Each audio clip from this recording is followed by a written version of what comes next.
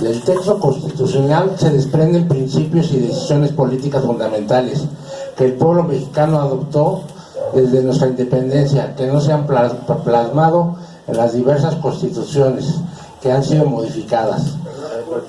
En 1857, producto de la reforma, plasmó el triunfo de los liberales sobre los conservadores, y la de 1917, cuyo nombre oficial es Constitución Política de los Estados Unidos Mexicanos, que reforma a la promulgada el 5 de febrero de 1857, que incorporó el nuevo ideario de la Revolución Mexicana, como son la democracia, el nacionalismo y la justicia social.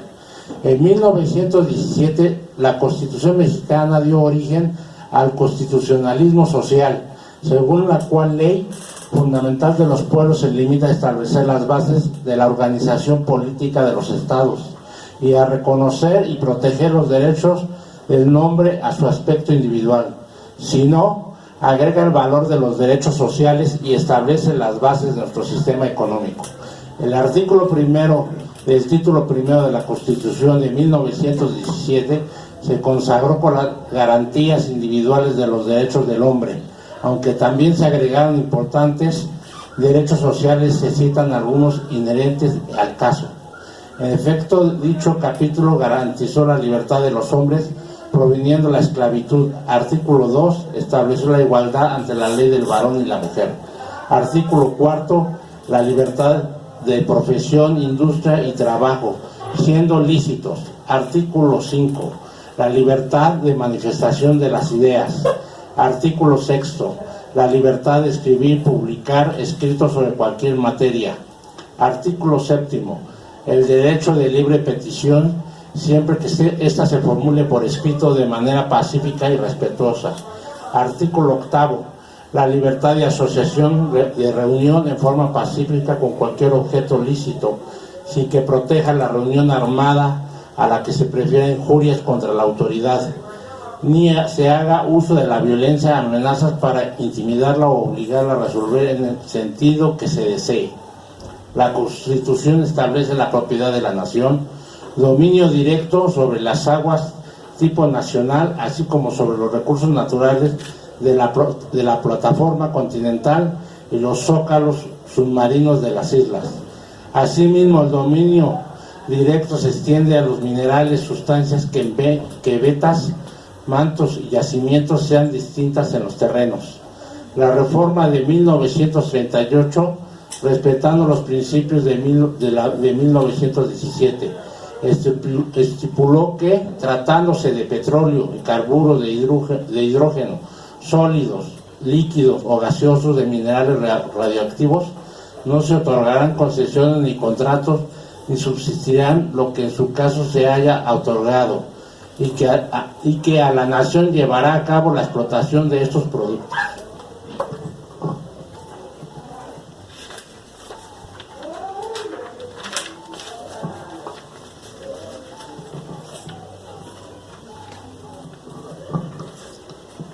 Una disposición análoga se incorporó a la Constitución por la reforma de 1960, en lo que se refiere a la generación, conducción, transformación, distribución y abastecimiento de energía eléctrica, que tenga por objeto la prestación del servicio público. En consecuencia, es propiedad de la nación el espacio situado sobre el territorio nacional en la extensión y términos que fije el derecho internacional.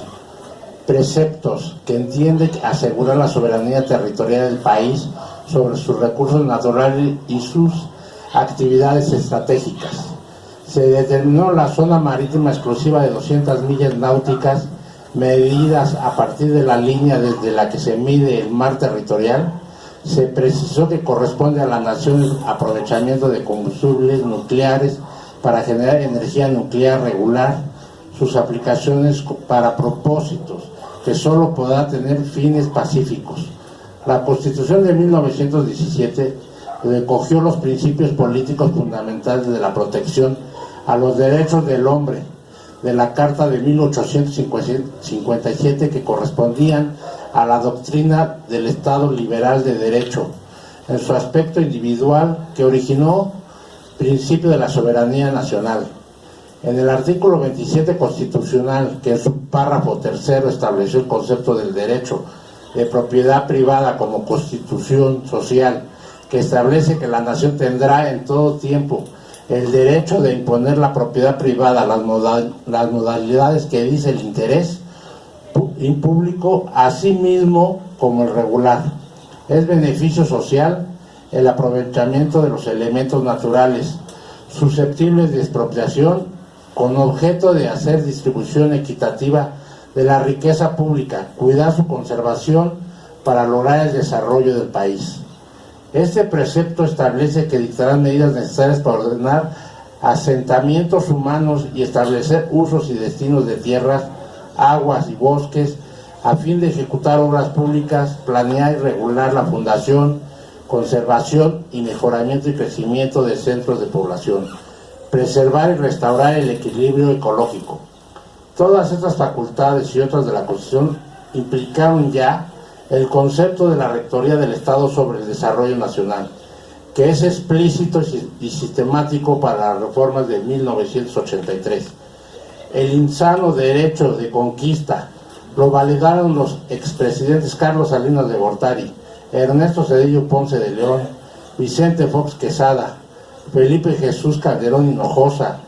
Se replicó la historia para concretar la traición a la patria con las reformas energéticas de Enrique Peña Nieto, ya que violaron el decreto de la expropiación de 1938 del general Lázaro Cárdenas del Río, pues México perdió la soberanía en invasiones de inversionistas norteamericanos, españoles e ingleses, y arbitrariamente procedieron a cancelar la participación sindical en el Consejo de Administración.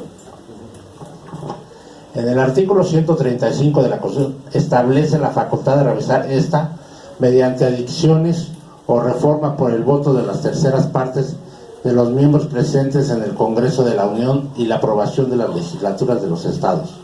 La Constitución vigente en 2015 no contemplaba posibilidad que el Congreso Constituyente fuera convocado para modificar los preceptos básicos de la soberanía nacional y promulgar estas modificando cada una con la Constitución que le sustituyera. Una nueva Constitución no podría suprimir y afectar sustancialmente a decisiones o principios políticos fundamentales de la vigente. En todo caso, el proyecto aprobado por la Asamblea Constituyente se debió someter a un referéndum especial con el voto universal, directo y secreto de los ciudadanos de la República, así como el voto de las legislaturas de los estados, dada la forma federal de nuestra organización política. Respecto a las eventuales cesiones de soberanía a favor de organismos supranacionales mediante tratados internacionales, el artículo 133 es claro para ser la ley suprema de la Unión de los tratados, que debe estar de acuerdo con la Constitución de los Estados Unidos mexicanos y ser celebrados por el presidente de la República con la aprobación del Senado. Ningún tratado internacional puede desconocer los principios políticos fundamentales de la Constitución. Estas acciones de inconstitucionalidad se deben equiparar con el mandato por el artículo 136, que establece el principio de inviolabilidad de la Constitución directa, que no perderá su fuerza y vigor aun cuando alguna rebelión se interrumpa en su observancia. En caso de que por cualquier trastorno público se establezca un gobierno contrario a los principios de ellas, sanciona tanto luego como al pueblo recobre su libertad, se establecerá su observancia y con arreglo a ella a las leyes en su virtud se vieren expedidos, serán juzgados, y así los que hubieren figurado en el gobierno emanado de la rebelión como los que hubieren cooperado de esta. Por lo citado, consideramos que debe haber sanciones que aplicar a senadores, diputados del actual Congreso de la Unión, que de manera manifiesta votaron a favor de la reforma energética del expresidente Enrique Peña Nieto, acto que no fue gratuito, sino, como es públicamente reconocido, aceptaron sobornos para votar a favor de acción que ocasionó pérdida de la soberanía de nuestro país sobre el patrimonio energético nacional. También votaron diputados y senadores que eran representantes sindicales, actuando con doble dolo. Por ello deben juzgar como traidores a la patria y al sindicato a que juraron defender.